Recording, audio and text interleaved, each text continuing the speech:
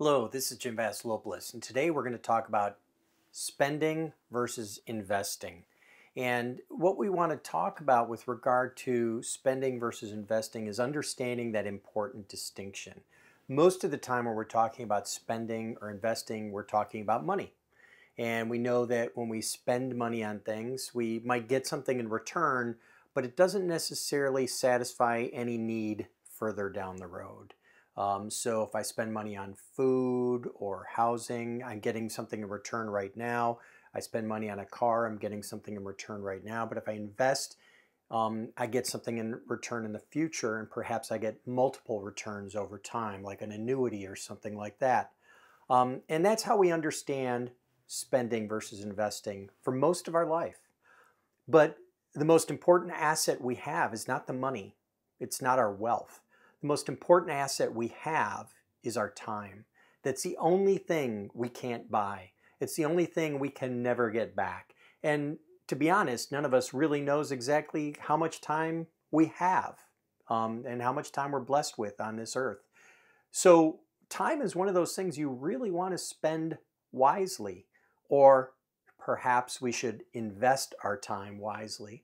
So we know how we spend our time. Sometimes we spend it working, sometimes we spend it watching Netflix, sometimes we spend it with family, and there's nothing wrong with those things. That's part of living an enjoyable life. But we often don't think about what is an investment of time. How can I invest time? We can invest time in our education by investing time to learn things. It makes us smarter, more aware, more capable. These are investments that pay dividends for us. It's why we send our kids to school. It's a good investment of their time when they're young.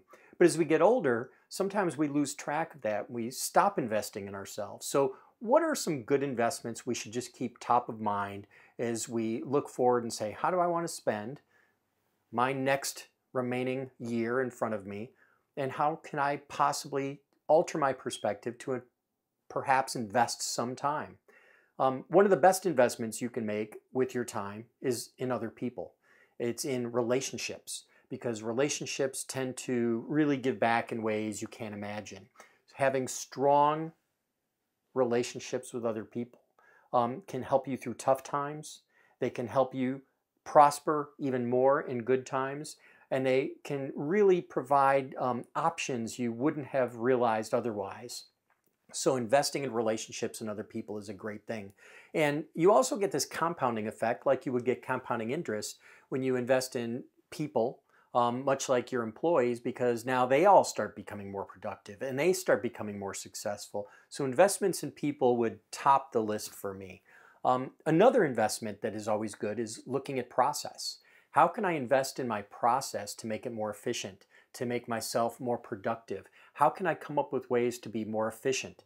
And anytime you invest in a process that is more efficient, you're going to gain tremendous value from that, because every time you do that thing, you're going to be that much faster. So that would be a very strong consideration for something you might want to invest time in doing.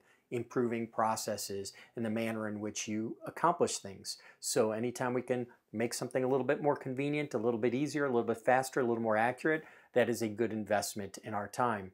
Of course, we talked about investing in ourselves, and I think that's important. But when you think about investing in yourself, sometimes it's training, sometimes it's education, sometimes it's skills, but in many times it's our outlook.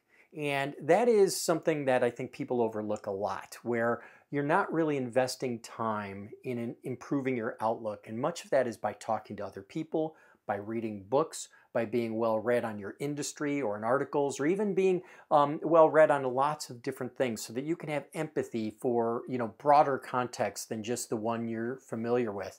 And anytime you have greater understanding and empathy in the world, those are great assets to make better, stronger, more strategic decisions. But it requires an investment to seek that feedback, to seek those other perspectives. And that really touches on maybe the final thing we'll talk about today, which is seek feedback. Invest the time to go seek feedback. Don't wait for it to come to you. Don't wait for people to tell you what you did wrong or what you could do better. Go seek it and ask for it. and find out how you can be better, because those are great investments in your time. Seeking feedback, investing in people, investing in relationships, investing in your outlook, investing in process. Those are great ways to invest time rather than spend time. That's all we've got for today. Thanks.